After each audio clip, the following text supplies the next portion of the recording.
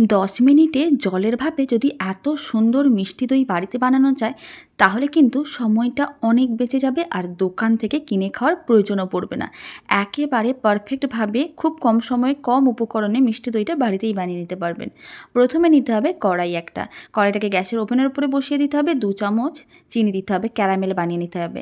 যখনই ক্যারামেলটা লালচে হয়ে আসবে অল্প একটু জল দিয়ে খুব ভালো করে মিশিয়ে নিতে হবে। ক্যারামেলটা মেল্ট হওয়ার জন্য অপেক্ষা করতে হবে। যখন দেখবেন ক্যারামেলটা মেল্ট হয়ে গেছে তখন 1/2 লিটার দুধ দিয়ে দিতে হবে আর লো ফ্লেমে খুব ভালো করে দুধটা মিশিয়ে নিতে হবে। খুব ভালো করে মেশানো হয়ে গেছে, কালারটা চেঞ্জ হয়ে গেছে। এখন আমি 100 গ্রামের মতন চিনি দিয়ে দিলাম।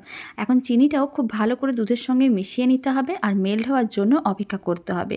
খুব ভালো করে মেশানো হয়ে গেছে, দুধটাকে খুব ভালো করে ফুটিয়ে নিয়েছিলাম আর চিনিগুলো তো মেল্ট হয়েই গেছে। এখন ফ্লেমটা একেবারেই লোতে করে দিলাম, 1/2 কাপের মতন গুঁড়ো দুধ দিয়ে দিলাম। গুঁড়ো দুধ দেওয়ার কারণে দুধটা অনেক তাড়াতাড়ি ঘন হয়ে যাবে। আর লো ফ্লেমে গুঁড়ো দুধ খুব ভালো করে মিশিয়ে নিতে হবে। তারপর 1 চিমটের মতন এলাচ গুঁড়ো দিতে হবে। আপনারা চাইলে গোটা এলাচও দিতে পারেন। সমস্ত কিছু ভালো করে মিশিয়ে 5 মিনিটের মতন ভালো করে ফুটিয়ে নিয়েছিলাম। আপনারা দেখুন দুধটা ঘন হয়ে গেছে। এর থেকে বেশি ঘন করব না, এবার ঠান্ডা করে নেব। হাত দেওয়া যাবে ঠিক এরকমই ঠান্ডা করে নিতে হবে। এদিকে 100 গ্রামের মতন টক দই নিয়েছিলাম। জল ঝরানোর জন্য 5 মিনিটের মতন রেখে দিয়েছিলাম। জলটা ঝরানো হয়ে গেছে। এবার টক দইটাকে খুব ভালো করে ফেটিয়ে নিতে হবে যাতে কোনো রকমের দানা বা দলা না থাকে। খুব ভালো করে টক দই ফেটানো হয়ে গেছে। এখন ওই টক দইটা মানে ফেটানো টক দইটা দুধের মধ্যে দিয়ে দিতে হবে। দই বানানোর দুধটা যে ঘন করে রেখেছিলাম তার মধ্যে দিয়ে দিচ্ছি। তারপর খুব ভালো করে টক দইটাও মিশিয়ে নিতে হবে। মিশ্রণটাকে এইভাবে খুব ভালো করে ফেটিয়ে নিতে হবে। যখন দেখবেন মিশ্রণটার মধ্যে এইভাবে বাবলস রেডি হয়ে গেছে তার মানে বুঝে নিতে হবে খুব ভালো করে ফেটানো হয়ে গেছে। তারপর একটা টিফিন বক্সের মধ্যে মিশ্রণটাকে নিয়ে নিতে হবে, ঢাকনাটা বন্ধ করে দিতে হবে।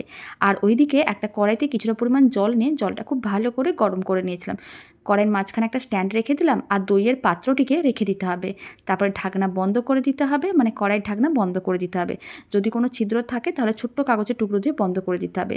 10 মিনিট লো ফ্লেমে এইভাবে কিন্তু দইটাকে রান্না করে নিতে হবে। তারপরে ফ্লেমটা অফ করে 1 ঘন্টা রেখে দিতে হবে কড়াইয়ের মধ্যে।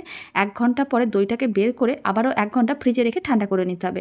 কারণ দই ঠান্ডা ঠান্ডা খেতেই অনেক বেশি ভালো লাগে। মিষ্টি দই একেবারেই রেডি।